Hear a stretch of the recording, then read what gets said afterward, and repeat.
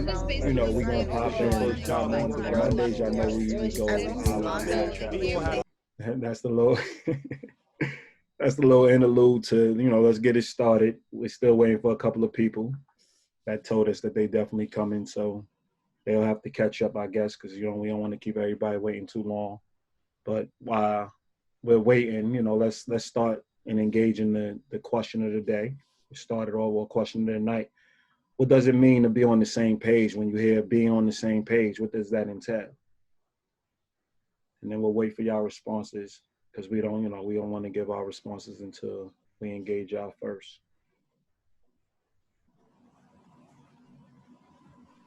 And once y'all write y'all responses. I know it takes a little bit. Jerry looked like she went to war today. She got her army fatigues on. And I'm by the windows, cold. Earrings, She's taking it back to the 90s.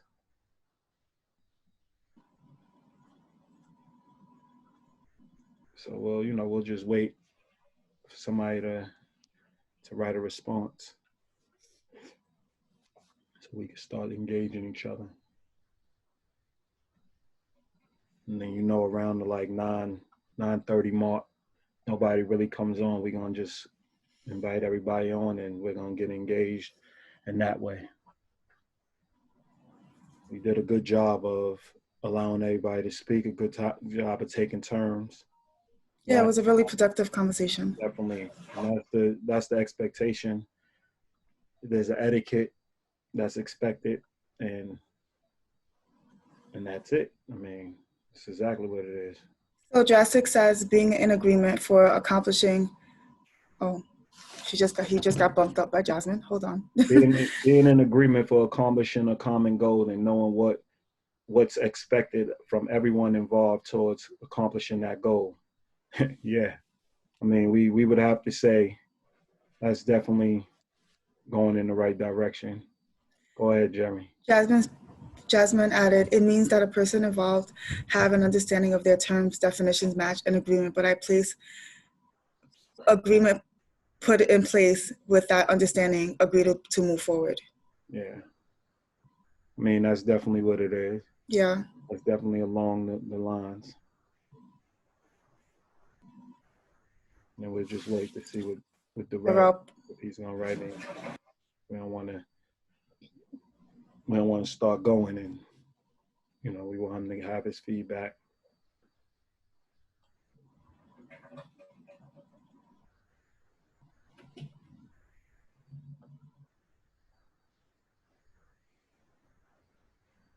Yeah. Well, until he gets going, until he gets his feedback, we'll talk about what Drastic said. Yes, definitely being in agreement with one another, and making sure you work towards a common goal. I usually think when I hear people, they go derail, so I go back to all of it, moving in a direction where you both willingly understand and strives to achieve your common goal and aspirations. Where's your glasses? I mean, I can see. I can see. So, which I can see. Yeah, so I think everybody to some degree is on the same page. So I guess everybody, when we talk about same page, a lot of people truly understand what that means to be on the same page. They probably would give similar explanations, similar point of views. But then when it's time to actually practice being on the same page, a lot of people fall short, because we tend to think being on the same page means moving in the right direction. But a lot of people, they agree to certain things. Like we're not pro crime, we're not pro hustle, we're not pro, illegal hustle. Yeah, illegal hustle. We're not pro illegal activity. But if two people sign on for that, that can be a common goal. That can be like minds. That can be on the same page. So when we use terms, and not necessarily, we just use the terms without putting positively on the same page. We just say on the same page. It just means exactly what y'all wrote. Having an agreement, working towards a common goal. it truly doesn't even have anything to do with actually benefiting one another. Yeah. It just means y'all agree to something and honoring that agreement, Mm-hmm. which I guess in the long run will benefit. In the short term will benefit everybody, but sometimes the goal is in long term. So the reason why we brought this up is because when we first join relationships, whether it's a friendship or a partnership, we talk about being on the same page. And I hear a lot of people say, you know, we got to be on the same page, but they're not willing to put in the work to do so. So they switch up in the middle of the relationship or they really want their own opinions and they own everything they own. I still want to have my voice heard in this relationship. I'm not being heard in this relationship. But really, when you sign on to a set of principles, regardless of the two people don't matter anymore. The set of principles matter. Working towards that common goal matters. Whatever it takes to get there, y'all both have to honor those things. So you're honoring something higher than what it takes to be just a human being. You're honoring the set of principles. So you're living in the spirituality now. And a lot of people don't have that understanding. Like when you sign on for a spirituality of a relationship, whether it be a friendship or a partnership, you're signing on to actually come to common goals, but really, really, really work towards those common goals for the rest of your life. And if you had a friend first with a goal, obviously you can't get a partner that goes outside of that goal. If you have a partnership that has certain goals, obviously you can't have a friendship that deters those goals. So that's what a lot of people believe. They can have a variety of friends that's working going in different directions. And that's where a lot of our chaos is. What would you say, Jerry? Well, I think also too that a lot of people have a lot of the same end goals, but how to get there is different. Okay. And I think that, you know, we often connect on what we want eventually. And the big disconnect is how we're gonna come together to make that happen. And I think that that's where a lot of the disconnect, the conflict happens. And a lot of people don't necessarily talk about it, or they move past it, or they yada yada past it and act as if it's not a big deal. But the issue is, I think it's one thing to have a goal that's the same and the end goal is the same, but it's really important that you guys are getting to that goal the best way and in a healthy way together. You know what I mean? Yeah. Like, I think that there's a couple of ways you can achieve a goal. And if you guys are not in sync with how to get there in the positive way, then I think that can also cause issues. Definitely. I mean, Jasmine said that should be obvious, but it isn't. So Yeah. Mm-hmm. yeah. I mean, there's a lot of things that sound good. A lot of people that sound good. Like I talk to a variety of people, and it all sounds good until you have to practice it. Then they're like, oh, it's easier said than done. They got a lot of cop-outs. So really, when you join any relationship, you're in it for the long haul. You should be joining the relationship not for short-term gain, but for long-term, companionship, long-term partnership, long-term achievements. And in doing that, you have to obviously get rid of all your selfish ways. And, that's where it's great to define your terms. That's where everybody says, oh, relationships should be fun and they shouldn't be this hard. Yeah, they shouldn't be hard if y'all working towards the same goal, but there's going to be hard times. There's going to be a lot of teaching, a lot of learning, a lot of educating. It's going to be a lot of fighting, a lot of disagreeing, because you have to come together and you got to find common goals. But at the same time, you got to be honest with who you are at the same time. So when you're not getting in certain conflicts early in relationships, you got to really wonder, is this person or Being both people themselves. being who they need to be, because nobody agrees on everything.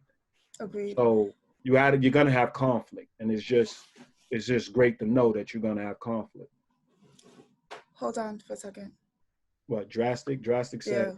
Clearly defining the goal solves a lot of problems before they arise. Definitely, if you have clear definitions of what both people are being held accountable. Obviously, we're the AccountableLove Podcast, so accountability is a practice that we believe in 100%.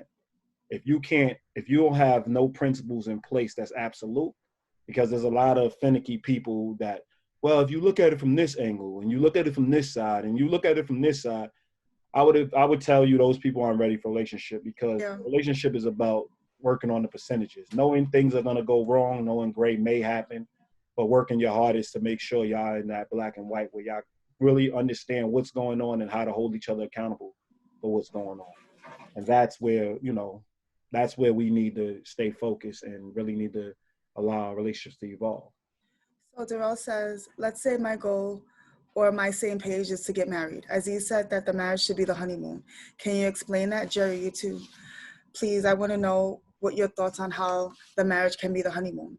So by the time you get to that place of marriage, you guys should have already ironed out all the kinks. I'm not saying that you would never have a disagreement, but what I'm saying is that by the time you get there, you should both know exactly what you want, buy into exactly what you're buying into. You guys should have the same beliefs, the same principles, and the foundation should be solid. So by the time you get married, you're perfecting the dance, not really going through it for the very first time when you get married, even though marriage is your goal. So the objective is to make sure that by the time you get to that stage in a relationship, you are clear on what you guys both want, and it's each other. Definitely. And what I mean by it should be the honeymoon, meaning why are you marrying somebody that you are now trying to still discover? Like, you should already have laid down foundation. You should already have a place in that person's lives that's permanent. You should have the top place in that person's life right under God. You know what I'm saying? So that's what that means. It means that by the time you get married, when you're dating, you went through all the arguments, all the fussing, all the fighting, all the hardships, and now y'all work as one unit. And once y'all are in that place where y'all work as one unit and no outside force can destroy y'all, no, y'all not internally, destroying each other. Y'all are in that smooth place where, what they say, finish each other's sentences. Y'all can speak for each other. Y'all know each other inside out. Y'all decided this is the person I want to be, and I'm going to be this for the rest of my life. I'm going to honor this for the rest of my life. And that's where it becomes a honeymoon, because it's great. It's a great, it's a great. You perfected the dance. And you're walking into a marriage that is going to last, and you truly invested in. You're not just getting married because you've been together a certain amount of time. Mm-hmm. You know what I'm saying? And you guys are not just turned into just roommates. So Jurassic says, what's most important is having a successful relationship. Is it choosing the right person or applying the right strategies? I think it's both. I think it's column A, column B. I think that it's important to find the right person, but it's also important to apply. When you say strategies, you're saying, and could you elaborate on that? Are you saying how you problem solve, how you guys are dealing with one another when you mean strategies, or I think your first, like, my biggest thing is understand, to hold somebody accountable, you got to understand cause and effect. You got to take, when you take one situation out and the negative situation when that never happened, you know that the person that did that particular act caused the whole ripple effect. So when you say right person, if it's the right person, the right strategies will be implemented, because if it's the right person, y'all gonna be able to maneuver together as one unit. The right person. What do you mean by when you say right person? He says strategies, right? Like strategies and how you're dealing with the person. No, the right strategies and actually building a relationship. Oh, got like it. What we're talking about a set of principles, which I guess he would connect as a strategy. Now, obviously, we just have to assume because he just wrote strategies. Yeah, that's why I wanted clarity. From what I'm seeing, he's saying, like, we're now talking about principles. We're now talking about how to get in the relationship. We're now talking about how to build these relationships. That's a strategy. So in those situations, you build you pick the right person, and automatically they're going to be invested in building the proper strategies. So I think it's important to pick the right person / the right people, because we're not just talking about marriages. We're talking about friendship. I think it's important to have great friends to have a great marriage. You get what I'm saying? And it's important to marry your friend. So I think that's really important. Strategies. So he elaborated. He said strategies for making the relationship successful, problem solving, goal setting. I agree. I think that, yeah, if you are applying the right strategies and you guys believe in the same strategies, I think that's really important. You guys have to believe in the same strategies in order to have a successful relationship. So if you guys are on the same page, and I would assume that if you guys believe in the same strategies, then that person would be the better person for you. Definitely. So that's the right person. And I mean, obviously, and that's a portion of the relationship. The right person is the foundation relationship. The right person. They got the same principles, same core values. Y'all foundation is set. How y'all build the house, y'all gonna work in unison, and y'all gonna make sure each person is heard and the house is built to be to live in and is comfortable for both parties. Mm-hmm. So I do think the right person is definitely the foundation. The right No, I people. wasn't saying. I was just saying the strategies for making the relationship successful. Yeah, I mean, I think that comes with having the right person. Mm-hmm. You have the right person, the strategies will be in place because y'all have the same core values. And if you Mm-hmm. have the same core values, y'all can hold each other accountable. If y'all can hold each other accountable, then everybody leaves the house understanding that when they go out in the world, they represent somebody else. So no matter what their desires are, their faith supersedes their desires. And they Absolutely. understand that, you obviously, when you get in a relationship, you understand you're ready for responsibility. Mm-hmm. Like your desires take a back seat to responsibility. And that's really important because it's so easy to get caught up in desires over responsibility. Darrell says, I 100% agree that with that, have to marry your friend. Oh, definitely. So with that being said, Darrell, you are dating, right? So are you saying that you're establishing a friendship with the woman that you're dating? Are you applying those practices now? Or is it something that when you find that person that you believe is, I wouldn't say the one, but that you're really interested in and you believe that there could be a possible future, are you establishing that friendship? Is that something that you put into practice currently? Same for you, drastic measures. Is that also something that you put into practice as well? Well, like if I could ask the question back, well, do you think the right person or, the right strategy? What would you say? Do you agree? Me? No, not you. Oh. Talking about drastic. Do we agree with, synapses? So Darrell said, Lafayette, you put me on the spot. I no doubt currently do that. I just remember you saying that you had a friend in Brooklyn, so I was just kidding. So it's so easy for us to say, what we should be doing, but the reality is, are we doing it? And sometimes we get caught up. We know everyone knows the right thing to do and everything's a choice. So it's about making sure that we're putting things into action so that we could make sure that we are connecting ourselves with the right people and not repeating the same mistakes that we did in the past. I mean, let's not make things difficult. Like we're around people that make things so difficult, and they always make the person that wants to actually put the foundation in place. They make them the difficult ones because they feel like they're not giving them wiggle room. But we're not dating a child. Like if you're not helping to build a foundation, obviously we're not on the same page. Obviously we're not in a relationship. We can't coexist. So if you feel forced to be in a relationship, or you feel like you're always in a box in a relationship, or you feel like you always got to step up in a relationship, or you feel like everything's a feeling that feels like you're overwhelmed with the relationship, no matter how the person is, you feeling the person's needy or wants too much from you, or, obviously there's a discussion that needs to be had, but at the end of the day, you might not be in the right relationship because, like we said, there's people, like I wake up every day and I'm challenging the people I love. You know what I mean? I want them to be the best they can be.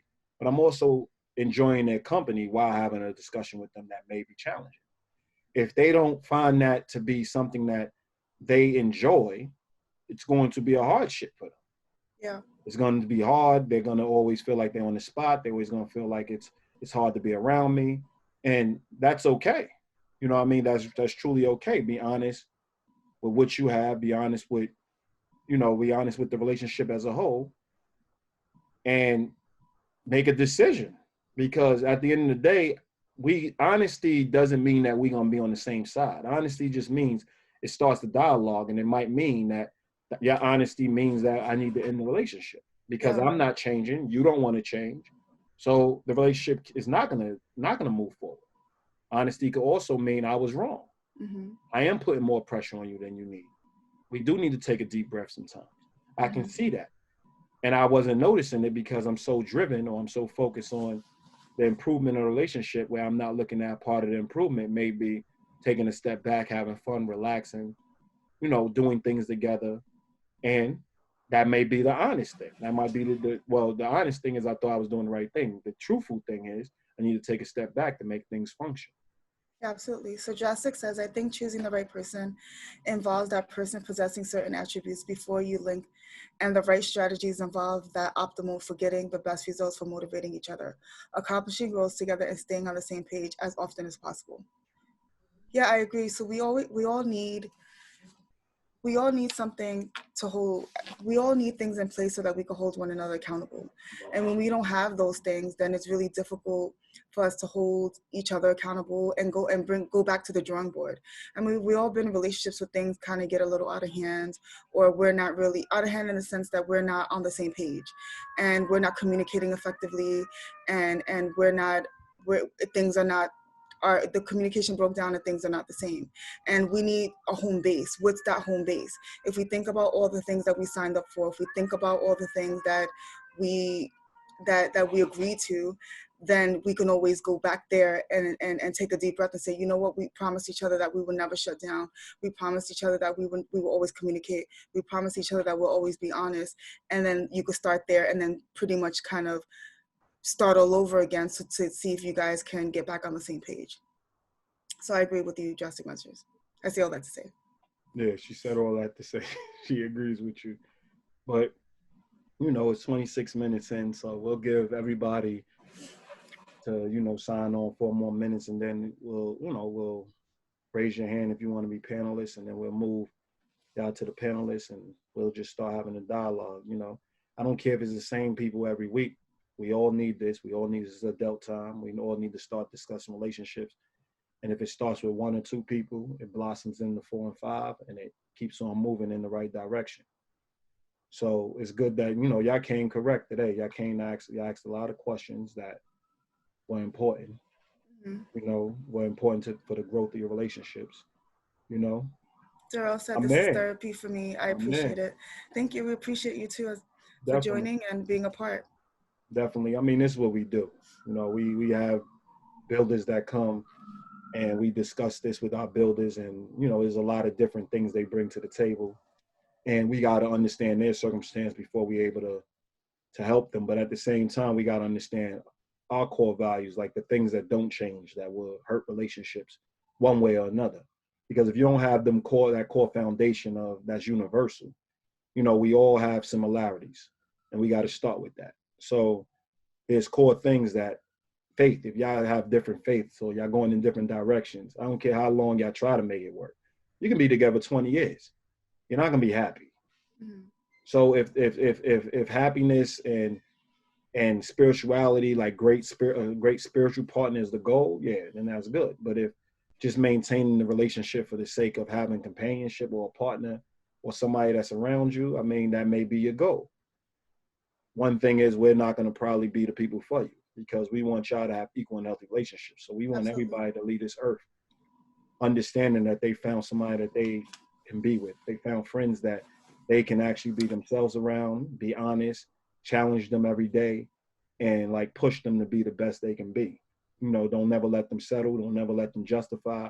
Ask them a bunch of questions to, you know, the harder topics, things of that nature. Like, we believe you should wake up every day and you should be in it and you should be involved and understand your priorities. Mm-hmm. So being on the same page is saying, listen, we both decided we're going to be in a relationship and we're going to give our all. And obviously, you meet a new friend, y'all on the phone every day. Yeah. Well, yeah. But as the year go by, you know, y'all not on the phone as much because y'all ingrained in each other's lives in different ways. But it's about the quality time you put in. You start with a partner. Of course, y'all on the phone all the time to get to know each other. Eventually, you know, that may not be the same because y'all see each other every day. So you're not texting them when they're at work and you're not doing all those things, but you still got to listen and remember what got y'all to where y'all started, like them little text messages, them little questions in the morning. Like keep that present, because it is a friendship. It is, you have to remember, this is something you have to nurture on a regular basis. You get up to go to a job and you have to work every day. What makes you think in your relationship you can just lay back? And if you don't enjoy your job, it's going to be tedious. But if you enjoy your job, it's not work anymore, it's progress. So it's the same with your relationship. If you enjoy your relationship and you enjoy the person you're with and you're in love with the person you're with, or you enjoy your friendships and you're in love with the person and you love the people that you're around, it's not work. It's not work to grow. It's not work to build. Well, to your point, it's really just keeping the energy that you can maintain. Definitely. So don't sprint out the gate. Just make sure that you are doing the things that you can maintain over a lifetime. Because I think that that's where a lot of us go wrong. We put our best foot forward. We believe that we're putting our best foot forward, but we're sprinting out the gate and we're doing things that we know that we can't maintain for months on end. And then the person that we're dealing with is looking at us like, well, this is not the person I met. You know what I mean? Like, there's not the person that I started dating, and now that, say, you are my wife, like, what happened to that? What happened to that girl? What happened to that guy? You know what I mean? And I think that's really important too, that when you're signing up for things, make sure that you can run the marathon, not necessarily sprint, because you want to be able to maintain that. And now that, say, you are my wife, like, what happened to that? What happened to that girl? What happened to that guy? You know what I mean? And I think that's really important that when you're signing up for things, make sure that you can run the marathon, not necessarily sprint, because you want to be able to maintain that. And now that, say, you are my wife, like, what happened to that? What happened to that girl? What happened to that guy? You know what I mean? And I think that's really important that when you're signing up for things, make sure that you can run the marathon, not necessarily sprint. You're doubling? Yeah, and it's looping. Okay, that's just me. That's just me. I think. I just turned it off. That was me. Wow. Okay, so we actually have somebody that's joining the discussion on Facebook. Miss Harper. Really? Yeah, Miss Harper. She's like, what about when the boredom hits? I'm trying to get her to join the discussion on Zoom. But to her point, when boredom hits, I mean, that's when it, like, how could, I always ask people, just like I ask my children, how could a person that's not boring ever get bored? So you decide what boredom is. You decide, like, if you're maintaining a relationship and you keep an upkeep of the relationship, how could you ever get bored? You wake up every day with a new experience. You wake up every day with new ideas. You wake up every day trying to add to your relationship and build on your relationship and maintain your relationship. So when you're bored, I mean, most people that get bored, they're going through the motions or looking for somebody else to entertain, versus waking up every day saying, I'm going to entertain, and at the same time stepping back and allowing yourself to be entertained. So if y'all entertain each other and that's your investment, then you wake up every day finding new ways to spark your relationship, to make your relationship flourish, to keep everybody, on the same page. If you don't, I mean, what's the point in being in a relationship? I don't think boredom should ever be an option. It should ever be something that you say in a relationship, because once you feel it, a relationship become monotonous. I think you should now spice it up. It's you're part of the relationship. So if you're not a boring person, there should never be boredom. But I think it depends on, I think it also depends on exactly what's considered to be boring. Is it because they had this, when they first started dealing with each other, they were out and about more, they were doing more, and then now they're at a point in their lives where one partner wants to slow down and the other one doesn't. So I think it's really important to understand that. Wouldn't you agree? Yeah.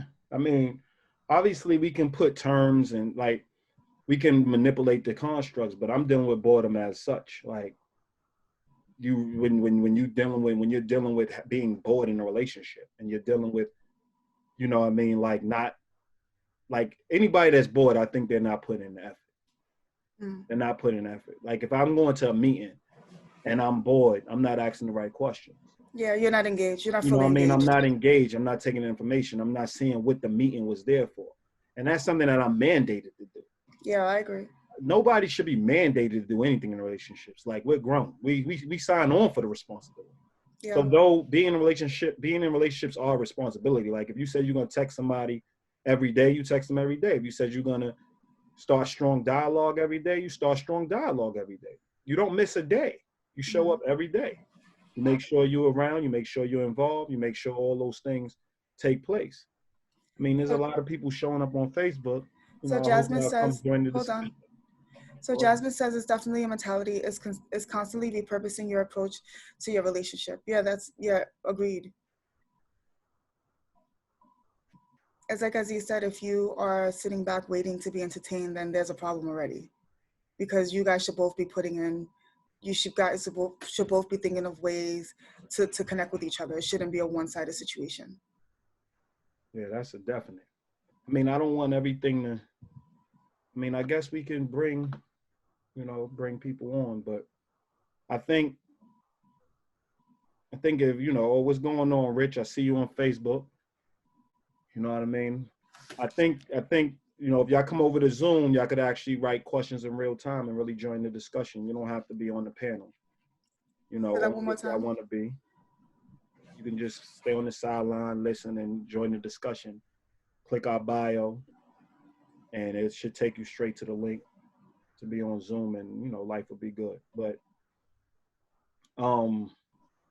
yeah, when it comes to like going back to our point, dealing with the same page.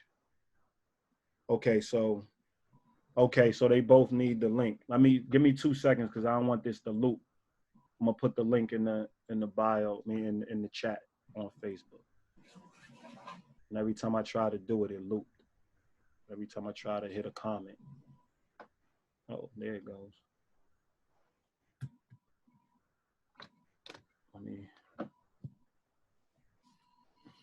So bear with us, everybody that's already joining the discussion. I just want to get the people, get everybody the information they need to get, to join the actual discussion.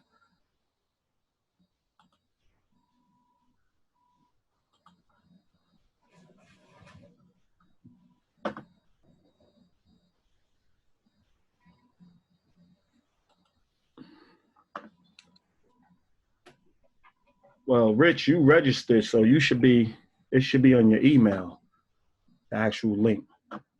But yeah, as far as Miss Harper and Miss Robinson, you registered, Vanessa. That's the link right there. Join the discussion, welcome. And then y'all should be able to join. So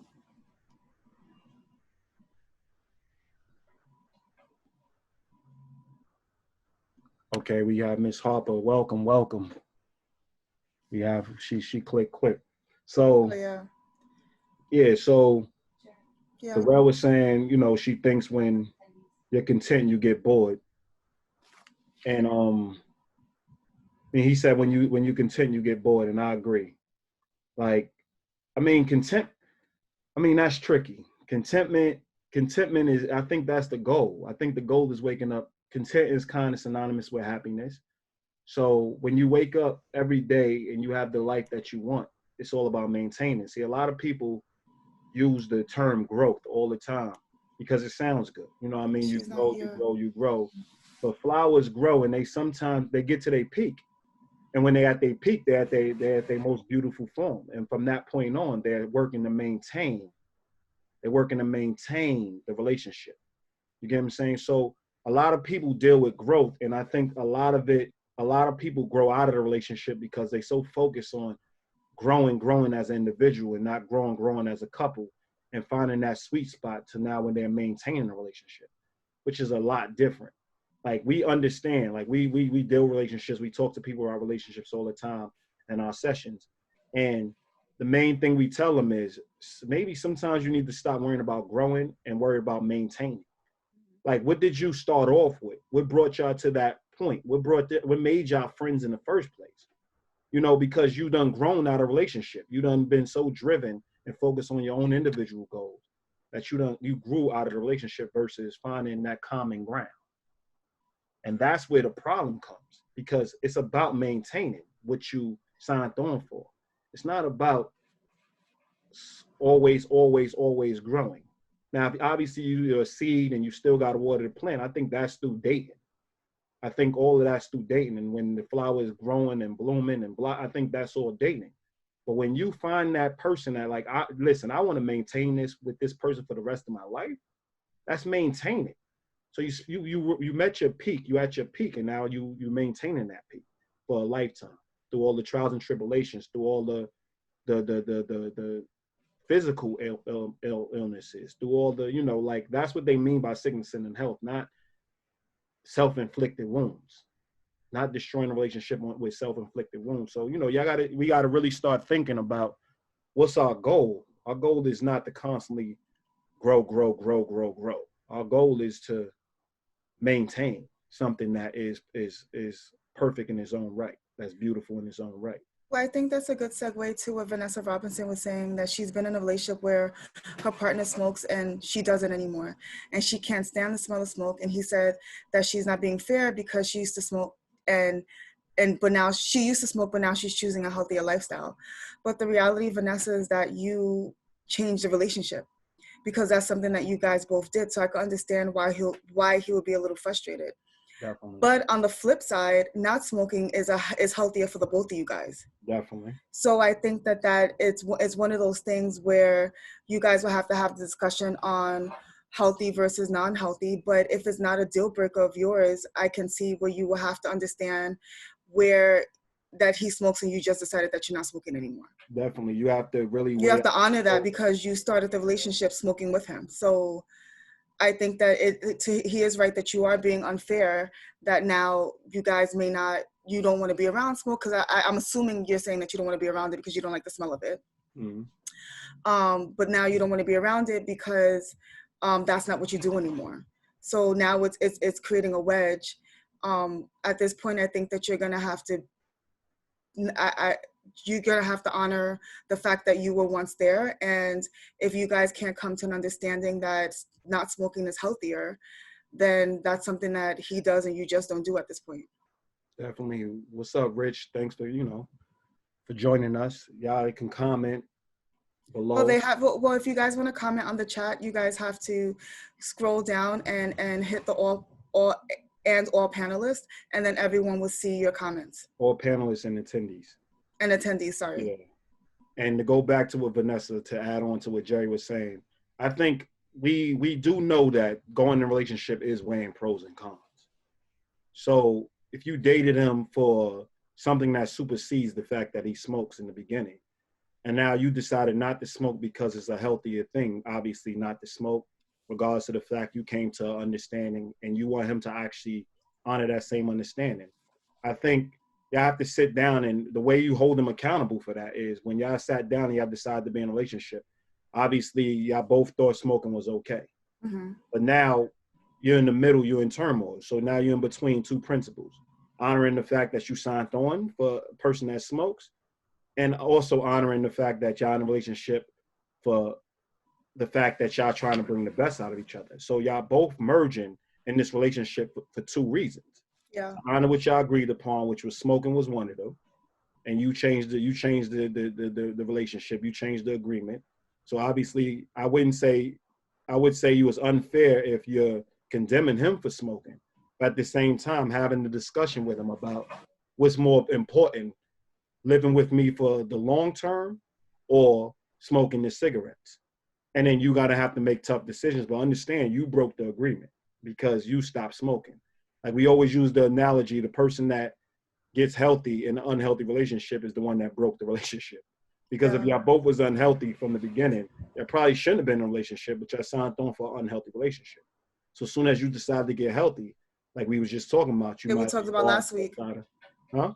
We talked about that last week. Yeah, you might have evolved out of a relationship. So you might have to think about every time you make a move in your relationship that's independent, because you stopping and not smoking anymore is an independent move because y'all used to smoke together.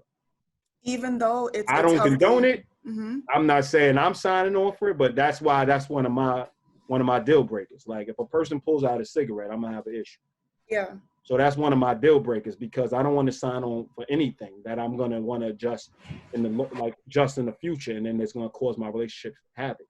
Like when I sign on, I want to sign on for something I can maintain a lifetime with. That's why I date a while versus committing right away. Because once I say like commitment is marriage for me. Mm-hmm. So when I give my word, that's the most important thing, to honor my word. So, we gotta look at it from that standpoint. Like there's no clean cut answer, but there is an answer that if you are against smoking now, you might have to re-examine your relationship. But he's right by saying you're the one that broke the relationship because you stopped smoking. So you did cause the relationship discomfort, but it's working in a positive direction. And if you can't sell him on the fact that it's important for his health and it's important for y'all to maintain a lifetime, you broke the relationship, not him though. Don't put that on him. But when you leave a relationship, say you can't do it and you're the one that broke the relationship. As long as you're accountable, you're gonna have to make moves that make sense for you. Yeah, I agree with that. We got some people. Oh, Darrell said, "Are y'all able to bring us in?" I mean, it's a small panel. Yeah, we can. How many people y'all can raise your hand? How many people want to actually be panelists? And we can, promote y'all on the panelists so we can have the dialogue. And Vanessa, on Facebook, let us know, did we answer your question? Do you have any questions about what we just said? You can respond on Facebook as well. Or do She we did? want to come on Zoom and you can come on Zoom. and we can see your stuff right away. Yeah, and there's we added the link. We promoted you, so who else will want to be on the panel so we can, this is the time. We got 45 minutes left. We on for another 45 minutes. So whoever wants to be on the panel, we promote y'all. Whoever wants to stay on the sideline, that's cool. It's okay. There's a new message. So while we waiting for everybody, y'all can hit y'all videos. Hold on. Okay. Yeah. So before we start any dialogue on the panelists, we want to, make sure we stay active on the side. Rich said, so is it her fault if he decides to step out? No, it's his fault because here's the thing. Wait. You ready to go, Hitler? There's just what left. I mean, it didn't go left. It's the question. I know, but it's the question that she didn't. If it's a commitment, 9 times out of 10, you didn't sign on for anybody going left. Yeah, exactly. So if the commitment itself is based on the fact that you're going to stay faithful, most likely. Mm-hmm. If they decide to be polygamous or they decide to be swingers, it's a whole different thing because commitments is based on the two individuals involved. So I'm not saying I'm joining that type of relationship, but at the same time, I do understand that that's the relationship two people have. They did decide to smoke together. However, their commitment was based on them smoking together. But based on your question, I would doubt their commitment was based on anybody stepping out. Yeah, so it wouldn't be her fault if he decides to cheat. Definitely. To answer your question, if he decides to cheat, then that's on him. He should be mature enough to say this relationship is not working for me, so I'm out, or give her choice for that matter. But again, they have to have the discussion. But I mean, I can see how you kind of connecting this. So let's say they smoke. Let's say I'm saying that because she started smoking and she did something positive for the relationship, she's the one that changed the relationship. So it is her fault for the way the relationship changed, but it's in a positive direction. Mm-hmm. He's going to be at fault for stepping out because he changed the relationship. Yeah. She's going to have to make a decision whether she wants to still be in that relationship as well. Mm-hmm. Let's be honest. This relationship stuff is all about decision making.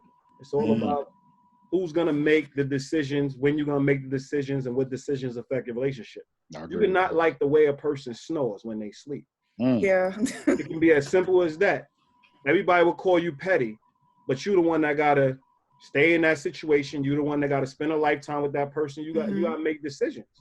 So you wake up and you say either you get that snoring together or, snoring together? Like, I mean, there's ways to get it together. It's just, it's something that you can do. There's a lot of things out there. We live in a whole different mouth guard. I guess if they have to sleep with a mouth guard. I understand you're a little ancient, but this is 2020. Man. There's a lot of things you can take care of nowadays. Okay, Mahogany, welcome. Hey, Mahogany. Welcome back. It's crazy right there. So, while we waiting for everybody else, how everybody doing that joined our panel? Anybody else want to join, raise your hand. And as we said, everybody give each other a chance to talk, give each other a chance to speak. And any questions y'all have, we'll answer them. We'll go as hard as we're going to go. So what's going on? Darrell, Jazz, I see y'all on. I'm good. I'm maintaining, man. I'm listening to what you're saying about certain things. And it's crazy because sometimes when y'all bring stuff up and y'all say certain things, I feel like y'all talking to me. I don't say all the stuff. But I mean, like I said, I'm just learning, trying to get better with my decision making and with my aspirations in the future. So that's basically where I'm at with it. Yeah, definitely. I think this conversation, the topic is particularly good because ultimately when you think about these conversations that we're having, it's also about accountability. You know what I mean? Like what you're teaching is accountability because homegirl decided to not smoke and she has to be accountable for the decision. A lot of times, even if they're good decisions, it's still, we kind of look at it like, well, it's a good decision. What does it matter? I'm doing good for myself. And you don't really look at how it could be detrimental, even though it's a good decision. So I think when we talk about accountability in this way, it's really important because it helps us define really the choices that we're going to make, and really realize that even though they're good for us, they might not be good for the situation that we were already in. But okay, to Jasmine's point, like, think about the original topic with, same page, right? So we walk into the relationship on the same page. I don't smoke. No, hold on. So I smoke and you smoke. So that's what we walk into the relationship with. Now, a year or two later, I feel like I don't want to smoke no more. I'm moving in a different direction. So your same page would change. You understand what I'm saying? So that's tough. That's real tough for a person that has been smoking for umpteen amount of years, and we did it together. And you wake up, and I'm not saying like for example, you know what I'm saying? So I don't smoke in the first place, but I really feel a person like, all right, we used to smoke together, we had a good time, we party, whatever the case may be. Now you wake up, you want to be a little bit healthier, whatever the case may be, and now you don't smoke anymore. So that changes the whole dynamic of the relationship. That's tough. I mean, we really don't deal with the tough and not tough. Where did Jerry go? She was frozen. Tough and not tough because we tend to think that, it's easy to say. It's kind of a cop out. Like, everything is tough. We live in tough lives. We live in poverty-stricken environments. We were raised, in tough environments. We were raised with tough parents. We were raised with no parents. We were raised with people dying around us. There's so many aspects. But when we deal with relationships, they're supposed to be the best part of us. They're supposed to be something that actually we hold on to. So when you do decide to change a relationship in any aspect or any facet, you have to consult with your partner first. Like, even if we had a whole discussion in a podcast way back where Jerry was like, yo, what if I just go, we had a girl that said, I don't think I have to consult with my partner because I want to cut my hair. Mm-hmm.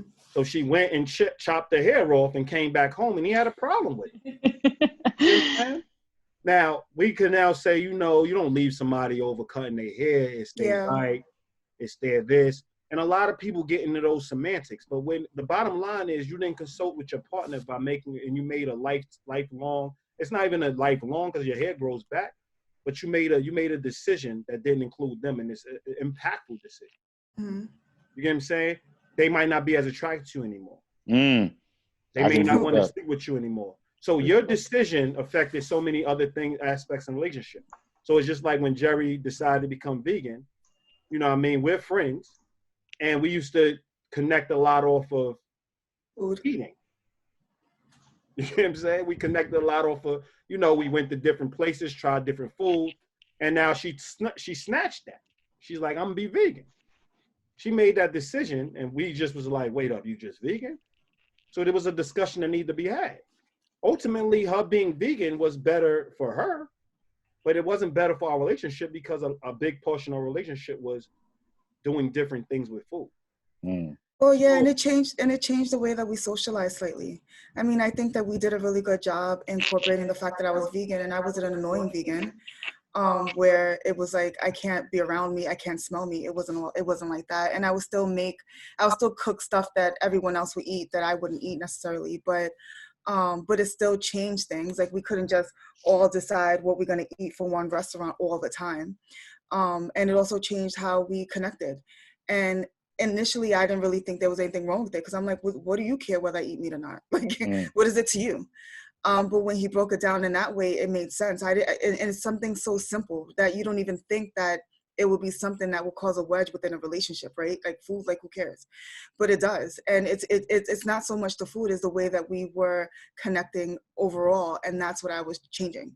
So yeah, it gets tricky when you decide to change your lifestyle for a healthier lifestyle and the people around you are not on the same path with you.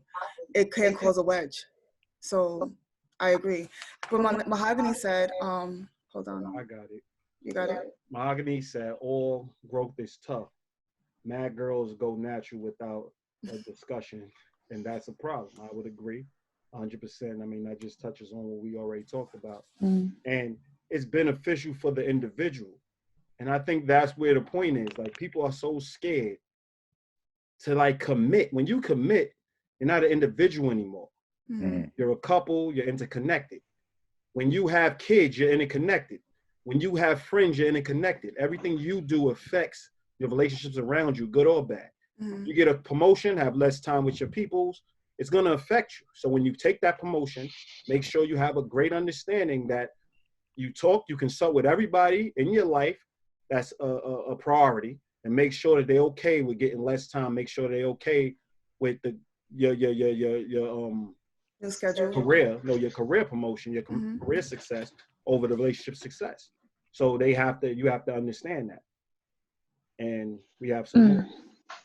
Yeah, I was just gonna say, because I seen that Miss Harper, she said that, well, I don't want to read for y'all, but basically, you can read it. Go ahead. Oh, she was talking about haircuts and saying that you should at least mention it to your man, but if he doesn't want to sleep with you anymore because of it, was the relationship strong? And I think that it's easy because when the woman wants to cut her hair, you know, you're thinking like, it's my choice, I like the way it looks. But when you flip it and he wants to gain weight and he's sitting there with your gut and you don't like very mute. And you don't like what a beer gut looks like. Oh, there you go. Go ahead. Yeah, and you don't like what a beer gut looks like, and you don't want to sleep with him no more. Does that mean the relationship was strong? No, it just means that your level of attraction though has diminished.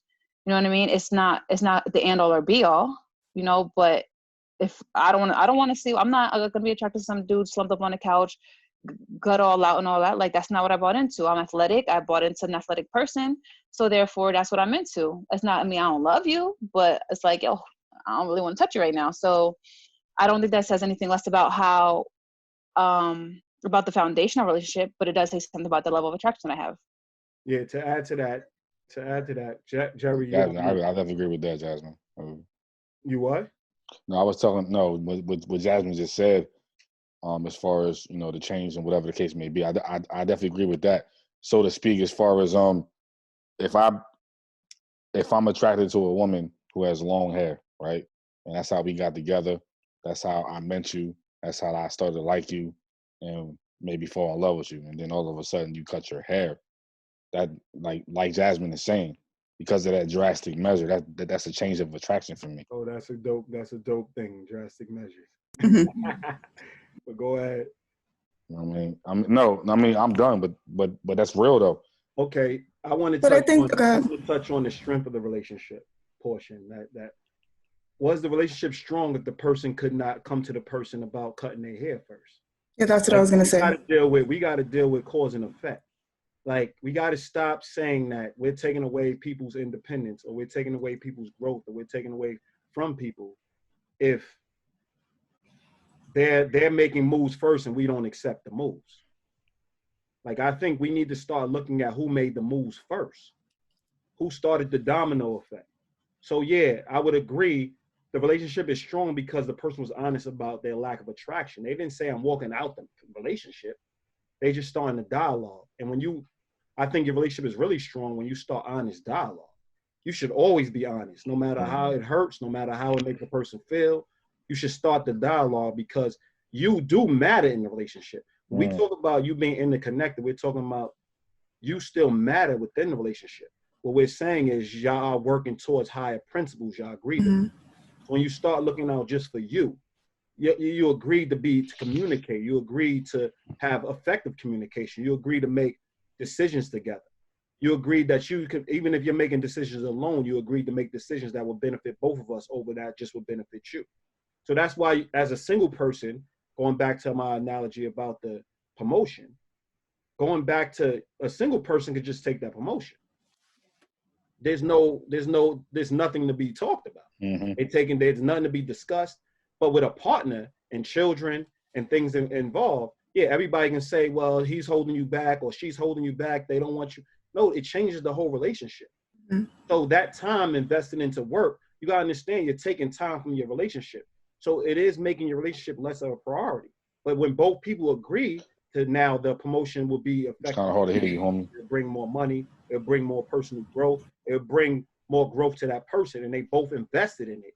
That's different, because now they're both invested in the growth of that person in the success of their employment. So we got to look at it from that point. I mean, Rich disappeared, but he was saying, so do we both eat the same now? Yeah, we found common ground. Well, yeah, we don't eat exactly the same. But I started eating chicken again, so that bridged the gap. That bridged the gap a little bit. And I didn't just eat chicken so that Aziz and I could bond over food, but it just made sense for my. It just made sense for my lifestyle. I wasn't being a vegan. I had very, very low energy, and it was a struggle for me. So I decided to just add chicken back into my diet, and things started to be better for me. And it also allowed us to eat a lot of the same foods. But at the same time, we found the common ground because, obviously her becoming vegan gave us more information and made us more informed. So she basically used the fact that we both are trying to get older and grow older and be healthy when we are older. So at the same time, there was a principle that superseded our eating. So we sat down, we had a discussion, and she actually educated us on different foods we could eat to actually improve our livelihood. So we'd be fools and we'll be outside of what we say we are. We are people that now we're going to do the best thing possible. So when it's brought to the table, we're going to invest in those things. Now, we all have vices and we all have things that we're holding on to for quality of life. But that wasn't one of them. Like, still eating truly unhealthy is not one of the vices I wanted to hold on to. So I followed her lead in that because she was more informed. So sometimes you got to take a step back and like, yo, I'm following your lead. You have the information. But at the same time, I still ate meat. I still ate, like those things. But now I just looked at what was in the meat, and now I just looked at what was in the chicken. And now I was just more informed altogether before I made a decision. So my biggest thing is making informed decisions. And when it came to eating, I wasn't always making informed decisions. So, that's what happened there. Yeah, I was just going to add just real quickly, like, too, it's even as small as when you're living with people, it could be roommates, your boyfriend, whoever. When you put something, you guys agree to put something someplace and you decide to put that item somewhere else. Mm-hmm. You know what I mean? Like, you don't really realize how that one independent action, whether it was off of emotion, whether you were too tired to do something, how that affects the dynamic of the relationship or the household, whatever, because now when they go to look for it and it's not there, they asked out. Now, what if you sleep and they trying to respect the fact that you sleep and they don't want to wake you up, but now they can't shower because they don't know where his hope is. You know what I mean? So you don't realize, like, even the smallest things based on different agreements, like within the household or just within the relationship, you make one change while having that discussion and it can get way bigger than it needs to because of an emotional decision or something that you didn't discuss before you did it. Okay, and drastic measures. Oh no, we mahogany first. Go ahead, Jerry. We can't hear you. I'm muted. Sorry. So Mahogany says, yeah, but now you want me to respond to the same, but if I don't like how you look, I'm not going to respond the same. Well, yeah, I think that, I said, yeah, she's going back to what we were talking about. Yeah, but I also think that that's the chance that you take when you decide to make those a drastic change like that. So whether it's going natural, you doing the big chop and not having the conversation with your significant other, then I think that that's, and you're going to do what you want to do regardless. I think that that's the chance that you're going to take, because at that point you're doing what's best for you, and just know that that may be something that the person that you're dating may not appreciate, or the person that you're married to may not appreciate that. So, but I've had conversations with men that believe, their female was decided that they want to go natural, and they understood that it was a process, and they knew that they had to cut their hair, or they want to cut their hair. They supported it, and it was a different conversation, and they may not have been as attracted to her, but they still was attracted, and it wasn't a major turnoff because they had the conversation beforehand. So I think that changes everything. I think when you walk through that door and I'm bald now, it's like, what the hell just happened? You know what I mean? But if the person that you're dating or the person that you're married to is a part of that conversation and part of the decision, then I think that it lessens the blow. And I think that someone would really work with what they have, as opposed to being totally turned off by not knowing what's going on in general. Because I think a lot of people are turned off by not knowing too. I think that plays a role in them being turned off. I think it's not knowing, and you walking through, you coming through with a baldy, like, you know what I mean? I think that it's a double whammy. I would agree. I think like we really need to start looking at, like, when we talk about topics of physical, everybody tends to think that's like the most superficial things, but at the same time, that's the first thing we see. Yeah. So yeah, do we now see different, like, now have I dated women that I wasn't attracted to right off, and then over time the attraction built? Of course, but I still knew that I wasn't attracted to them. I still knew that that wasn't a person I would be attracted to if I seen them on site. I just knew that there was more to them, that there was more cons than pros, and their looks, or not being good looking, wasn't a large enough con for me not to look at their pros. So when we talk about looks, everybody gets very uncomfortable. But you got to understand, like, you now change your hair, you now change something about yourself. Like, you even get pregnant, and like you're gaining a lot of weight, and after the pregnancy, we got to get back into that rhythm of having sex because I really might not like how you look. Like, that's a dialogue I'm going to have. I'm not leaving the person, but I'm going to have the dialogue so they know where I'm at and they know what's going on, so we can correct it and we can fix it. It all starts with a discussion. So You're not leaving too because you guys got pregnant together. Yeah, that's what I'm saying. So I have to have. You said when you get pregnant. So I just wanted to be clear. Okay, we got pregnant together, but the point is, what I'm saying is, I have to stay focused on the overall relationship, but I'm still going to be honest about the things that's a part of us being connected. Me being honest about what's going on with the relationship. So, that's important.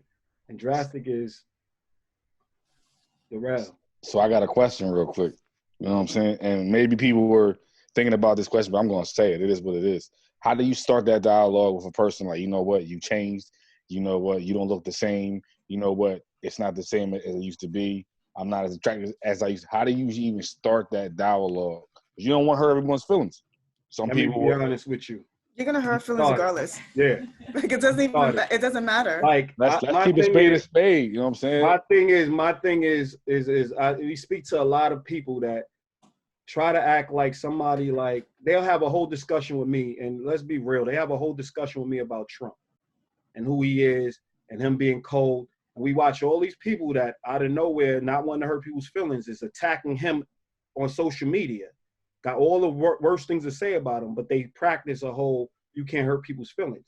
He's doing something wrong, so people are commenting.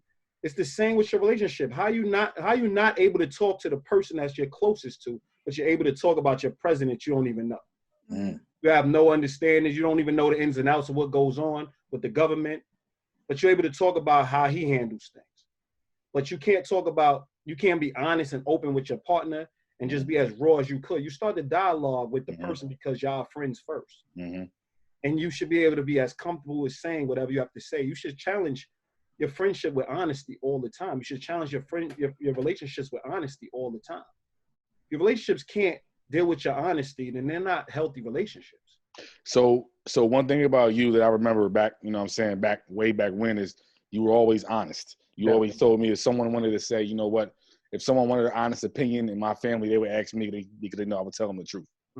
You always told me that, right? Yeah. So I say to myself, if your significant other, hey, you know, you gain 15, 20 pounds, I need you to, do you flat out say, hey, you look fat today, or should we go to the gym tomorrow? Like, how do you go about saying that? Well, yeah, don't be passive aggressive. I think that you can start the conversation with, you put on 15 pounds.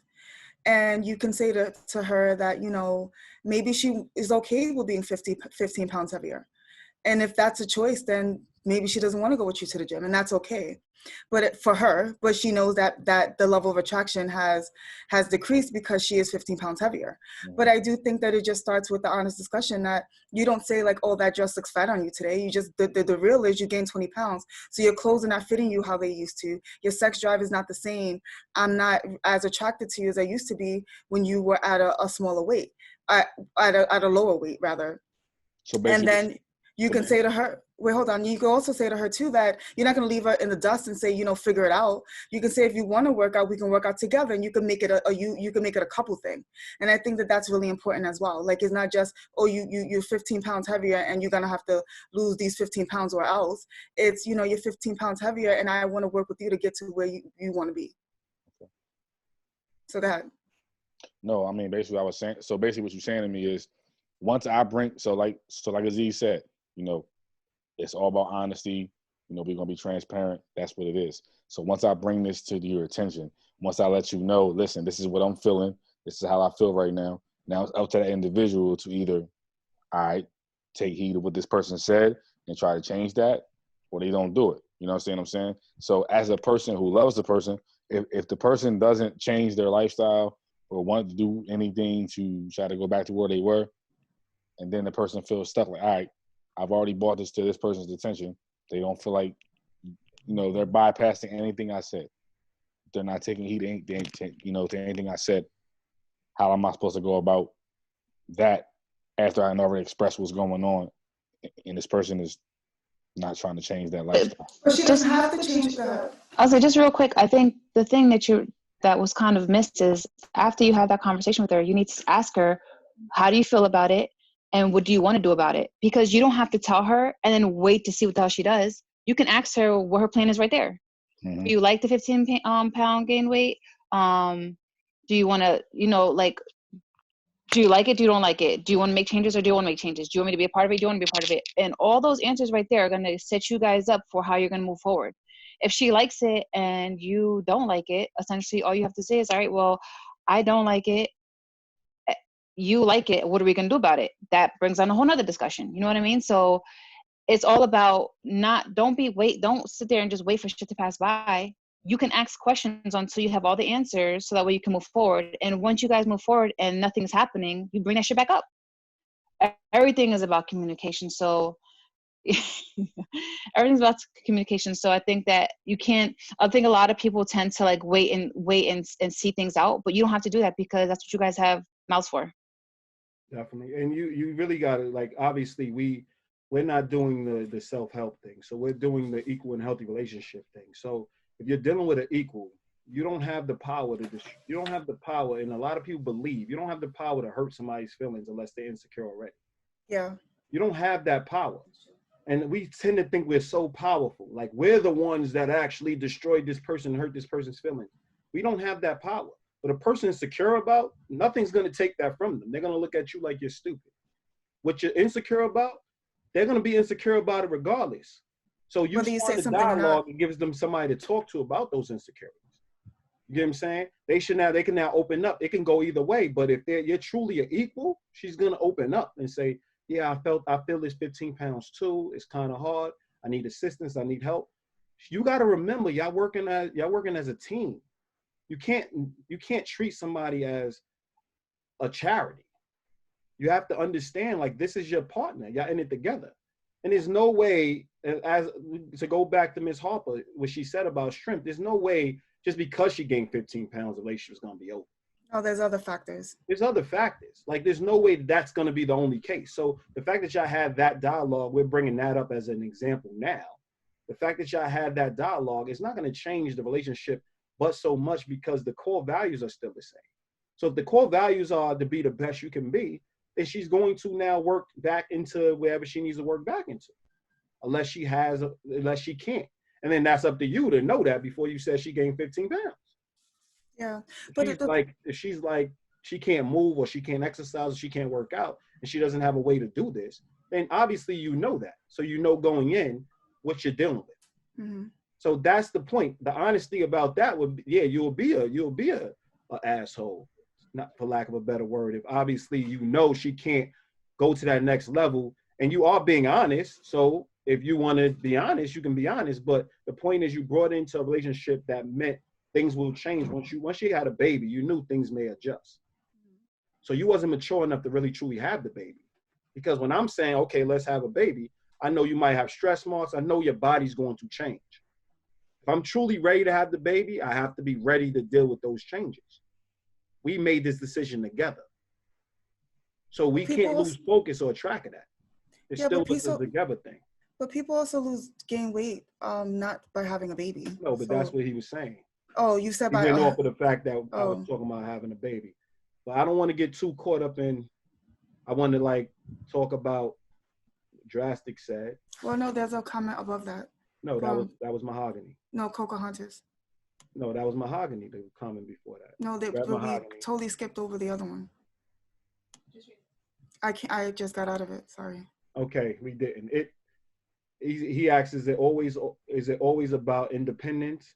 Does independence go out the window? So is it always about interdependence, and does independence always go out the window?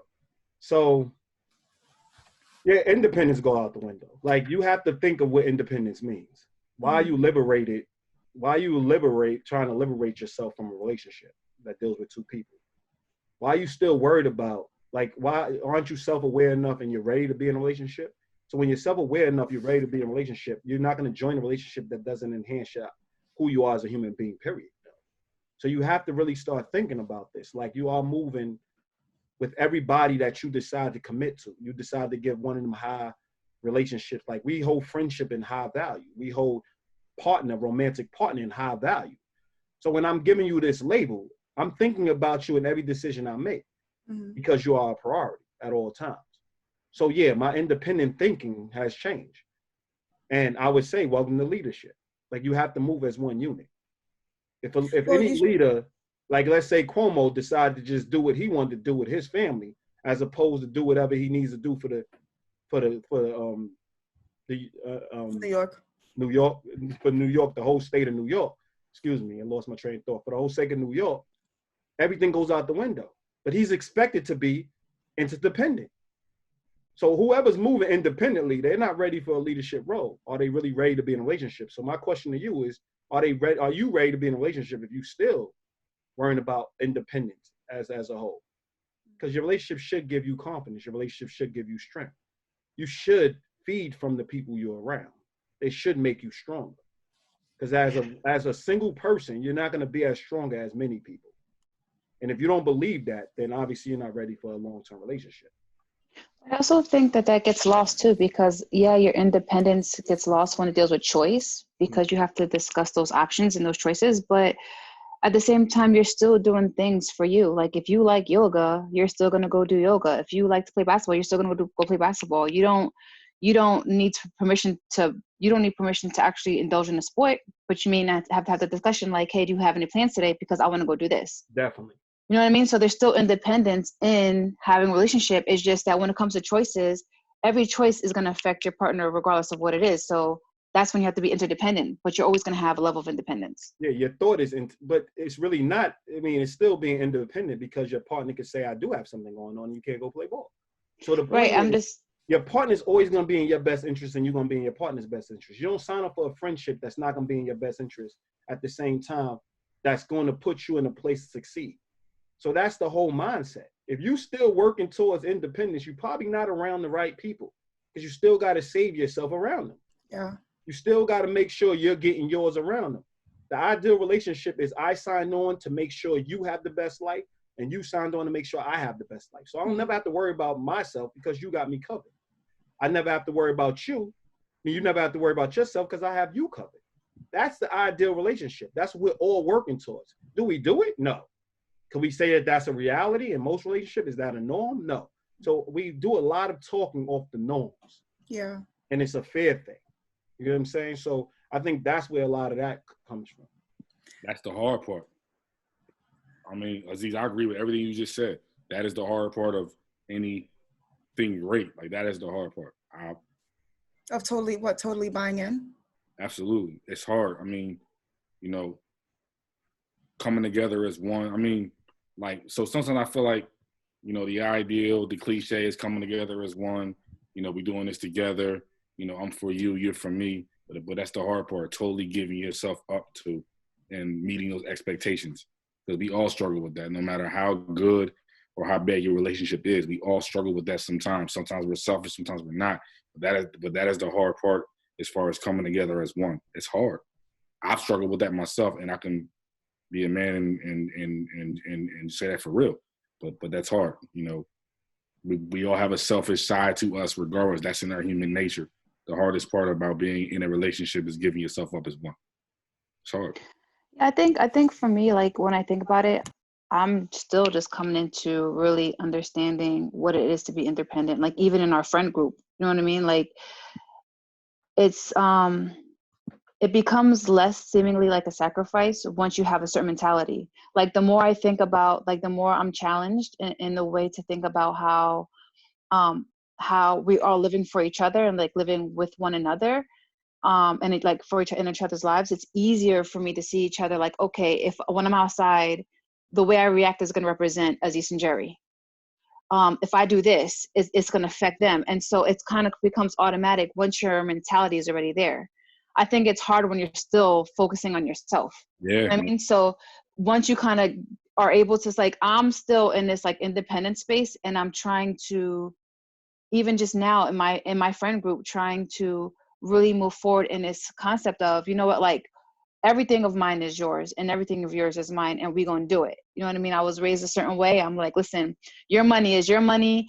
I'm going to pay you back. Nah, I'm good. I don't need no favors. I got you. You know what I mean? But like for Jerry, she'll be like, oh, here, take it. Don't worry about it. And I'm like, nah, I'm going to pay you back. And it takes that level of growth and that level of understanding and interdependence to be like, you know, because I know next time I got her back. You know what I mean? And that has to dig away at how I grew up and my understanding of how I grew up. So my whole point is that ultimately when you have that mentality, when you're constantly working every day, like I decided like, okay, every day I'm going to wake up and think, okay, how can I contribute to my group? You know, when I'm outside, call them, Jerry, do you need anything? Aziz, do you need anything? You know, when you put yourself in that mentality and you make it consistent, it becomes a lot easier to be less selfish, essentially. Oh yeah, when you always thinking about the group and not allowing your emotions to dictate how what your next move is going to be.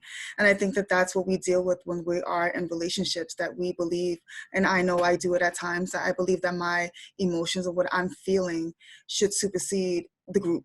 Like, because I feel a certain way, I'm tired, so I just should be able to stay home. But I agreed that I was going to come down, so I should come down. You know what I mean? Like, it's a feeling that's going to pass. You froze. Tell her she froze, Jazz. She knows she's working on it. Okay, so I mean, why we had technical difficulties. I'm just gonna add to. He's gonna add to what you're saying. I'm just gonna say straight, Darrell. Like, usually when I hear somebody say, "Yo, it's hard to do something," you're not working towards it, because it's not hard to get up every day and go and work out to playing ball if you want to go to the league. You wake up with a goal in mind and you focus on it. So anybody that now conditioned their mind to believe, because you believe that being selfish is a part of who we are, but also being together is a part of who we are. Also, we was all born with love and belonging in us. So therefore, it's a necessity to work with other people. Every time you get on the bus, you're trusting somebody else. Every time you go to fast food restaurants, you're trusting somebody else. We have to coexist. It's a part of our DNA to coexist. So love is a part of our DNA. And if you're not ready for love, yeah, you're ready to be self-efficient. You're ready to just do things for yourself. But that's not where love starts. Love starts when you're ready to extend, when you're ready to be interconnected, when you're ready to now say, I already know who I am. I'm at my peak. I'm ready to share this with other people. So it becomes very easy and very natural when you know what you're looking for, when you know what you're going towards, when you have a focus. You ever meet people that's trying to give you 27 perspectives? Yo, this perspective. They're not ready to focus. Have you ever watched somebody that's successful? They focus on one thing. Mm-hmm. Mm-hmm. Steve Jobs wanted the Apple computer. He focused on one thing. Anybody successful has a narrow focus. Anybody wanting to be in relationships, committed relationships, they have a narrow focus. They hard as shit to get along with. Why? Because they know what they want. Mm. It's so easy to get along with everybody that don't know what they want. And there's so many of them, they'll attack everybody that knows what they want. So you have to really start thinking about what's going on. What do you want to be? Do you want to be in a committed relationship? Do you want an honorable wife?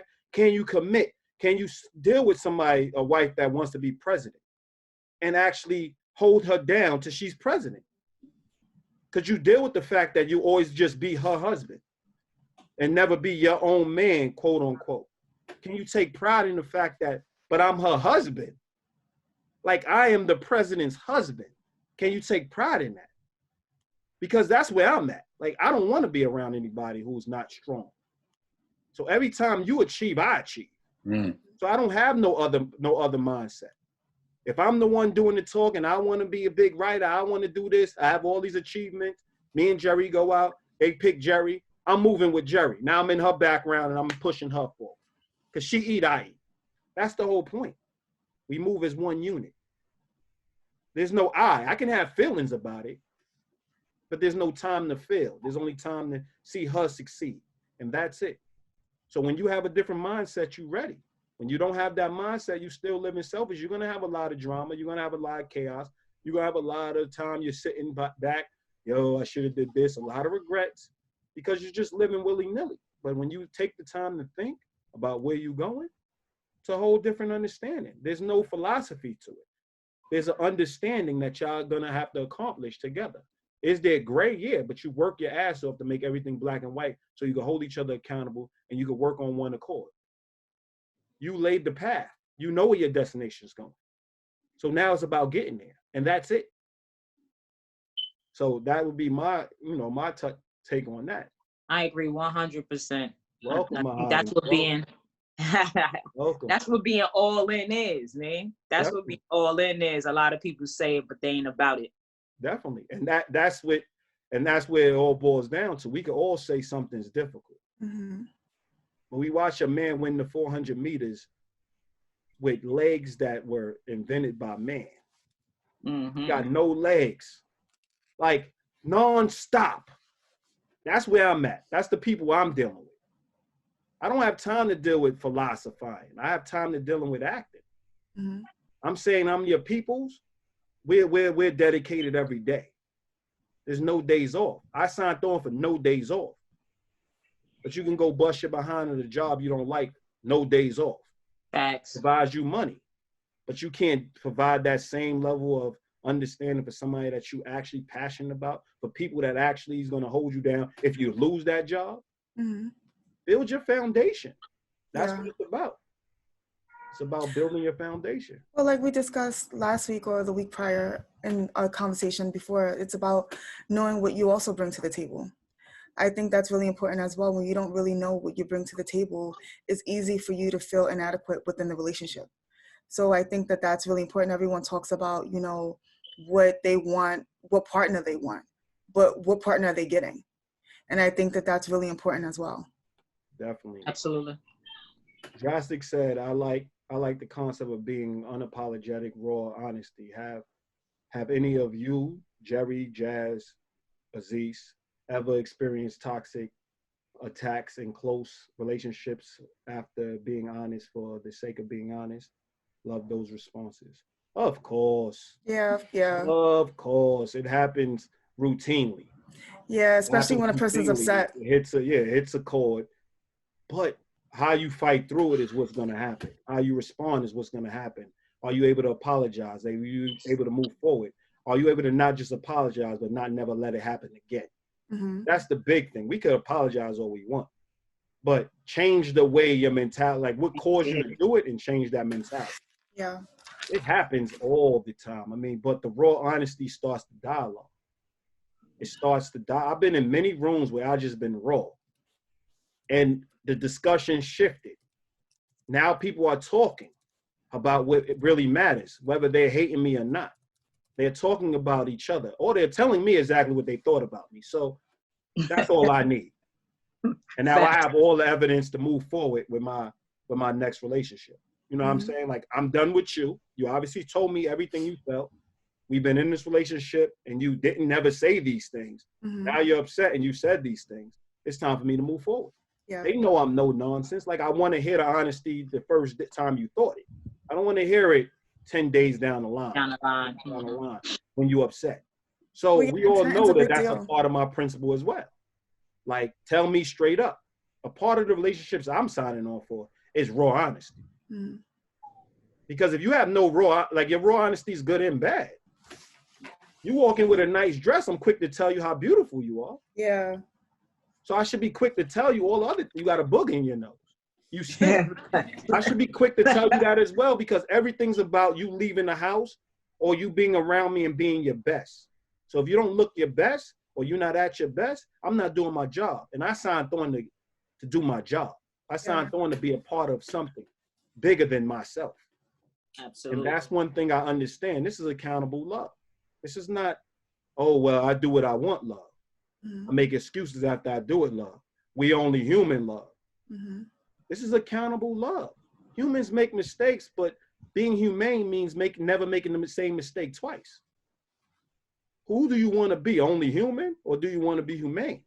That's the question. Do you want to be the best partner possible? That's the question. Do you want to sign up and show up every day? That's the question. If you're not ready to do that, you're not ready. People got 10 friends. There's no way in hell I can keep up with 10 people. Yeah, no, I agree. Same. There's no way. I felt that one. Yes, sir. So think about it. If you like at the bar with 10 people, everybody, and you kumbaya and everybody is great, you really got to rethink, are you living the best relationships you have? Because who you are can truly affect a lot of people, a group of people, but who you hold close and your priority, you got to put it all in that and understand that this is in play. Absolutely. Well, yeah. Go ahead. Yeah, I was just saying that obviously, definitely, I've been on both ends. I've been the person who has attacked, and I've been a person who has been the attacker. And it kind of goes along with what we were talking about before, like when it comes to mentality, you know, it's easy, you know, it wasn't always easy for me to give out truth when I was growing up. It was like I used to be somebody who was like blunt and say whatever, and then people would be like, oh, you're mean, and then I kind of learned how, and then I started to taper that down because I was like, I didn't want to be the mean person. And then as an adult, like going into my, you know, my young adulthood into where I'm at now, I learned to basically become that same person again. And because of it, I've lost relationships with my family members. I lost old relationships I've had, but I've gained some.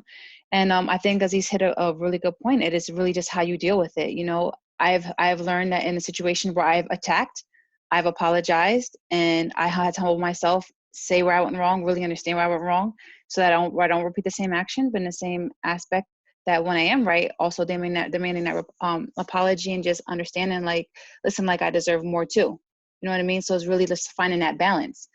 But yeah, it's like I said, it's just a mentality. And once you kind of get that mentality, you kind of when you are attacked, you kind of see it for what it is, and you try to move forward with the person depending on how they react. And when you're the attacker, you become less the attacker because you understand that mentality. Definitely. I think a lot of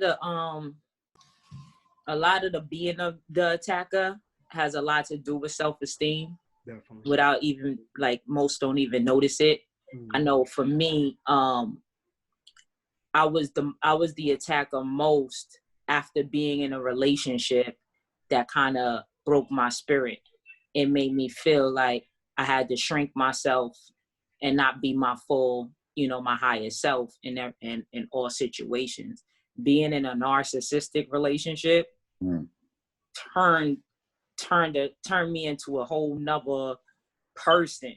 So now the insecurities make you feel like everything is coming at you. So now you got to come back. Definitely. And after I dug myself out of that hole, I see it exactly for what it is. I'm able to not be so emotionally attached to everything that's said to me, and kind of sit with it and try to think of, you know, the different reasons that things are happening, and what might have been meant, give opportunity for a discussion, whereas before I wouldn't have been able to do that. Yeah, I go ahead, Daryl. No, what I was just going to say was, Aziz said something to me. He said something earlier that resonated with me as far as being at a bar. I've been at a bar with a lot of people, 10, 15, 20 people, you all having a good time. Everybody's drinking. Everybody's your friend there, right? You guys are having a good time. Everybody's saying this, everybody's saying that, everybody's buying shots. At the end of the day, that 1 or 2 o'clock in the morning time is going to come, and then you're going to go home and no one's there. And then you're sitting down, you're asking yourself, I mean, what was the reason why I was really out? I was out to just have a good time, but there's no love. Like, I'm by myself at this point. The bar was cool. The club scene was cool. The girls was cool. Everybody was loving me then. And now I'm home. It's like, damn. Now I'm sitting by myself asking myself, for what? Yeah, it's about establishing those long-term connections that actually make sense.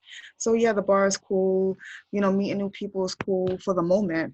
But if you continue to live in the moment, then you're never gonna really create the foundation that you truly that you truly want. And I think that that's really important. It's easy to slap five with somebody at the bar. It's easy to take shots at the bar. You know what I mean? It's easy to exchange numbers with somebody at the bar. But when everything's all said and done, when you think to yourself like, damn, I really want more. But if I continue to go out to the bar, am I going to get that more? Yeah. And I think that that's really important. And then you'll shift your energy. And instead of Friday night going to the bar, you'll Friday night chilling with people that actually make sense for you. Mm-hmm. You know what I mean? And you start establishing those relationships sober. Yeah. And you know what I mean? And making conscious decisions and really fostering relationships that you are proud of. I think, you know, when you're a certain age, going to the bar is cool. Like that's how most people in their 20s, I mean, I wouldn't even put an age to it because a lot of people socialize at the bars regardless of their age. So age doesn't really matter. But when people are in a certain stage in their life, that's what they look forward to. I think that when you get to a place where you want something a lot more solid, you shift your energy elsewhere and then you start to build in other places. So the bar life, like, it's like, who goes, like, I know I don't go to the bar. So like, I wouldn't say I don't go to the bar. Would I say, like, I'll go to the bar if it's for someone, like a coworker's birthday that I actually like. You know, I may do a drive-by. Hey, how you doing? Keep it moving. But that's not what my Fridays look like. My Fridays are, you know, really chill and laid back because I want something different. Yeah, no doubt. Definitely. I mean, we kind of, you know, we went over a little bit at the 6 minutes, but, you know, I just want everybody to just think about being on the same page, why it's important, and think about who you sharing your life with. You got to think about, are you a priority? You got to think about, are they a priority? You got to think about, I think the number one thing I always tell somebody is if you die today or tomorrow, are you willing to die for the people you with? Mm-hmm. Absolutely. Because that's where the main thing is. Like, I want to be able to look in the mirror and say, I died for somebody that's worth it. You know what I'm saying? Because that's who you walk in the streets with. Mm-hmm. That's who you're going through life with. All in. Definitely. So, I mean, we end that on that. I like to thank, you know, the realm. Yeah, thank you guys for joining. Drastic. Thank you for having me again. Amir Rich. You know, everybody that attended today. It's been a blessing, man. Nah, this was a great conversation. I just listened for most of it. Definitely. Like I said before, it's therapy for me, man. This is what I look forward to every week. My friend Sharice is on. She's one of the ones that was listening the whole time. This is therapy for me. This is definitely my therapy session, man. No doubt. Yeah, definitely. That's what's up. So, you know, keep coming. Thank you guys for joining, and we hope to see you guys next week. Definitely. Yes. Thank you for having us. Yes. All right, bye, guys. Good night. All right, y'all. All right, Drastic. You too. Yeah, bye, Drastic. Good night. My man, always. Vanessa, good night. Yeah, Vanessa, Facebook. Jerry, Jasmine, Aziz, I'll see y'all. All right, bye. No doubt.